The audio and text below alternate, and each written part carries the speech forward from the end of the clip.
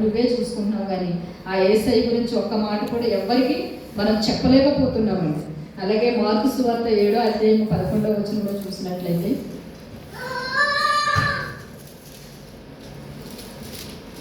Mark సువార్త 7:11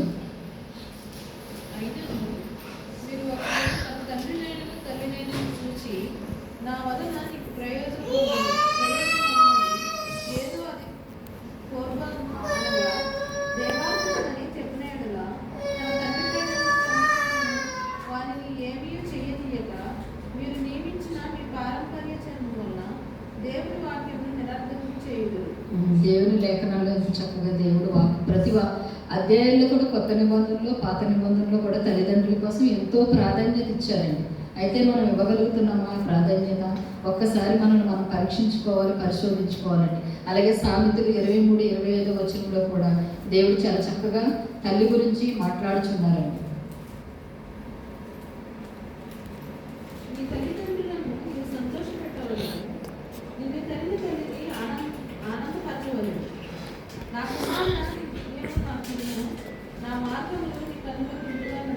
ఇక్కడ చక్కగా ఏం చెప్తున్నారండి వాక్యంలో, మన తల్లిదండ్రులు సంతోషపెట్టినప్పుడు అంటే మనం వెళ్తున్న ప్రతి మార్గం కూడా మంచిగా ఉంటుంది, మనం ఆశించిన ప్రతిదీ కూడా ఆశీర్వాదకరంగా ఉంటుందని ఆ దేవాతి దేవుడు చెప్తున్నాడు. ఎన్ని శ్రమలు వచ్చినా, ఎన్ని ఇరుకులు ఇబ్బందులు వచ్చినప్పుడు కూడా ఆ దేవాతి దేవుని మనం కలిగి, అలాగే తల్లిదండ్రులు సన్మానిస్తూ దేవుని యందు భయభక్తులు కలిగి వాక్యానుసారంగా మరి నిత్యము కూడా ఆయన అంటాడు కదా, మొదట నా నీతిని నా రాజ్యములు వెలకండి, మీకు ఏమి కావాలో అవన్నీ ఇస్తానని చెప్పాడు. మనం లేఖనాలు చదువుతాము, ప్రార్థనకు వస్తాము, సండే వస్తాము, అనేక ప్రేయర్స్కి వస్తూనే ఉంటాము, కానీ ఎక్కడో కొంచెం సందేహపడతాం అంటాం. ఎందుకంటే ఈ జాబ్ వస్తుందా రాదా, లేదంటే వివాహం అవుతుందా అవదా, లేదంటే సంథింగ్ అనేసి ఆలోచిస్తాం. కానీ పరిపూర్ణంగా ఆయన మీద డిపెండ్ అవ్వాలి, పరిపూర్ణంగా ఆయన మీద ఆధారపడినప్పుడు ఆయన సమస్తము చేయడానికి సిద్ధంగా ఉన్నారు. అయితే మనం ఎలా ఉంటున్నామండి? ప్రతి వారం వస్తాము. ఇందాక మహేష్ గారు చెప్పినట్లుగానే ఎన్నో కొన్ని సంవత్సరాల నుంచి దేవుడు కలిగి ఉన్నాం, కానీ మనము మనం ఎదటి వాళ్ళకి చెప్పగలుగుతున్నాము. ఇన్ని సంవత్సరాలు అయింది యేసయ్యను నమ్ముకుని, ఇన్ని సంవత్సరాలు అయింది యేసు ప్రభువులకు మనం వచ్చి కనీసం ఒక ఆత్మనైనా రక్షించగలుగుతున్నాము. నూతన సంవత్సరంలో తీర్మానం తీసుకుంటాను, నేను ఎలా ఉండాలి, అలా ఉండాలి, ఇలా ఉండాలి అనేసి. కానీ ఒక ఆత్మనైనా రక్షించగలుగుతామా? సన్నిధికి నడిపించగలుగుతామా? ఒక ఆత్మకైనా రక్షణ కలిగేలా చేస్తామా? నేనైతే లాస్ట్ ఇయర్ ఒకరికి రక్షణ ఇప్పించానండి. ఈ సంవత్సరం అనుకున్నాను, ప్రభువా ఈ సంవత్సరం కూడా ఒక్కరినైనా రక్షించాలి తండ్రి అనేసి అనుకున్నాను. అలాగే మనం ఒక్కొక్క తీర్మానం తీసుకున్నామంటే మన ప్రక్కనే మన చుట్టాలు ఎంతోమంది అన్యులు ఉన్నారండి, వాళ్ళందరినీ మార్చగలుగుతాం. ఈ యొక్క మరి గుడ్ ఫ్రైడే రోజున ఒక మంచి నిర్ణయం తీసుకుందాం మనం. ప్రభువా మేము పొందుకున్న ఈ రక్షణ బయట ఏదైనా చిన్నది తీసుకుంటే ఇది చాలా బాగుందని 10 మందికన్నా చెప్తాం మనం. అలాంటిది ఈ జీవము గల దేవుణ్ణి, గొప్ప దేవుణ్ణి, పరిశుద్ధుని, మహిమ గల దేవుణ్ణి మనం ఎవరికన్నా పరిచయం చేయగలుగుతున్నామండి. ఫ్రెండ్స్ ఉన్నారంటే ఇద్దరు ముగ్గురు అలాగా మనకు చాలా మంది ఫ్రెండ్స్ అవుతారు. కానీ మరి దేవాతి దేవుడి గురించి మనం ఎవరికైనా చెప్పగలుగుతున్నామా? ఒకవేళ చెప్పాలన్నా సిగ్గుపడుతున్నామేమో. ఎందుకంటే చాలా మంది అనుకుంటారు ఇది ఒక కులానికో లేదా ఒక మతానికో దేవుడు అని. అలాగనేసి చాలా మంది భయపడతారు, చెప్పాలంటే అమ్మో వీళ్ళు క్రిస్టియన్స్ అనుకుంటారేమో అనేసి. అది ఎక్కడ భయపడద్దండి, ఎందుకంటే ఆ దేవాతి దేవుడిని కలిగి ఉన్నాం. ఇప్పుడు ఇందాక ఫస్ట్ చెప్పిన అబ్బాయి కూడా అన్నాడు ఏంటంటే కొన్ని పరిస్థితుల్లో యేసు ప్రభువుని నమ్ముకుంటాం, కొన్ని పరిస్థితులు వచ్చినప్పటికీ వెనక్కి వెళ్ళిపోతున్నాం, దేవుని కూడా విడిచిపెట్టేస్తాం. అలా అనుకుంటే పౌలు గారంటే నాకు మరణమైనా పర్వాలేదు కానీ నేను యేసు ప్రభువుని మాత్రం విడిచిపెట్టను అన్నారంట. మరి ఒక పౌలులాగా ఇక్కడ ఉండే అందరూ ఎవరి బిడ్డలే ఉన్నారు, ఒక పౌలు గారిలాగా తీర్మానం తీసుకుంటున్నారా? రోషం కలిగి నిజంగా తీర్మానం తీసుకుంటే దేవుడు మనకు తండ్రి అయి ఉన్నాడండి. ఆ తండ్రిని యొక్క ఆజ్ఞలను నెరవేర్చే బిడ్డలుగా ఎవరి బిడ్డలు అంటే దేవుడికి చాలా ఇష్టము. మీరు ఏది అనుకుంటారో అది నెరవేరుస్తాడు దేవుడు. ఎందుకంటే ఎప్పుడు ఆయన ఎందుకు భయభక్తులు కలిగి ఆయన నీతిని, ఆయన రాజ్యాన్ని ఎదిగినప్పుడు దేవుడు మీరు అడిగిన ప్రతి ఒక్క మీ హృదయవాంఛ దేవుడు తీర్చడానికి సిద్ధంగా ఉన్నారు. అయితే మనం ఉండగలుగుతున్నామా? అలాగా మనం ఉండలేదండి. నేను మొన్న ఒక చిన్నది చూసినప్పుడు అదే అనుకున్నాం, దేవుడే నిజంగా ఏదైనా కష్టం వచ్చి నువ్వు దేవుడిని అదే కొన్ని పరిస్థితుల్లో మనం వెనక్కి వెళ్ళిపోతాం. అలా లేదు ప్రభు, నా ప్రాణమైన విడిచిపెడతారు, కానీ ఏ పరిస్థితుల్లో కూడా నా పరిచర్య విషయంలో కానీ నా ఆత్మీయ జీవితంలో కానీ పౌలు గారి వల్లే నేను ఉంటాను ప్రభు అనేసి తీర్మానం తీసుకున్నానండి.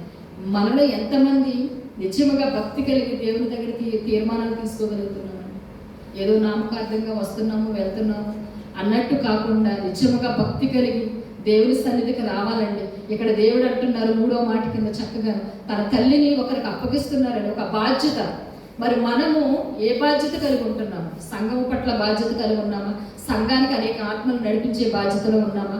మనం ఎలా ఉంటున్నాం ఒకసారి మనల్ని మనం పరీక్షించుకోవాలని. ప్రతి విషయంలో కూడా మీరందరూ పెద్ద పెద్ద చదువుని వాళ్ళు, మాకంటే చదువు లేదు, కానీ మీరందరూ ఎంతో గొప్ప చదివిన వారు. మీరందరూ కూడా దేవుని యందు భయభక్తులు కలిగి ఆయన ఆజ్ఞలు, ఆయన నీతిని వెతకండి. ఒక పౌలులాగా, ఒక నెహెమీయాలాగా, ఒక ఎజ్రాలాగా, ఒక ఎస్తేరమ్మలాగా అనేక మంది భక్తులు ఉన్నారండి ఇందులో. వాళ్ళకి చేసిన దేవుడు మనకు చేయాలంటారా? కంపల్సరీ చేస్తారండి. ఆయన నమ్మదగిన దేవుడు, వాగ్దానం ఇచ్చి నెరవేర్చే దేవుడు. ఆయన మాట తప్పే దేవుడు కాదు. మనమైతే ఈ టయానికి వస్తామంటాము, ఆ టయాన్ని మించే వస్తాం తప్ప టయానికి రాము. ఫస్ట్ ప్రాధాన్యత ఏంటంటే మనం దేవుడికి మనం మాట అంటే మాట ఇచ్చేవారుగానే ఉండాలి, మాట తప్పేవారుగా ఉండకూడదు. ఎందుకంటే ఆయన అవునంటే అవును, కాదంటే కాదనే దేవుడు. అటువంటి దేవుడు కలిగిన మనము ప్రతి విషయంలో కూడా అసలు దేవుని యందు భయభక్తులు కలిగి ఉండాలి. ఎందుకంటే నేడో రేపో సమయం, అంత్య దినములలో ఉన్నాము, అపాయకరమైన దినములలో ఉన్నాము, దుర్దినాల్లో మనం ఉన్నాము. ఎందుకంటే మన ఎదురుగుండే ఎన్నో జరుగుతున్నాయి. అవన్నీ ఎందుకు? దేవుని యొక్క రాకడ సమీపానికి ఇవన్నీ సూచనలు.